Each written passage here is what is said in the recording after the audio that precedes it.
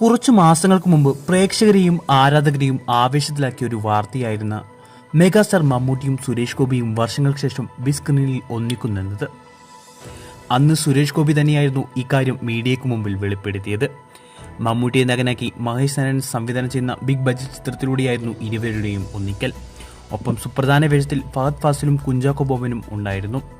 എന്നാൽ ഇപ്പോൾ ആ സിനിമയെക്കുറിച്ച് പുറത്തുവന്ന പുതിയ വാർത്തകൾ സുരേഷ് ഗോപി ആരാധകരെ നിരാശയിലാക്കുന്നതാണ്. അതുപ്രകാരം ചിത്രത്തിൽ നിന്നും സുരേഷ് ഗോപി പുറത്തായിരിക്കുകയാണ്.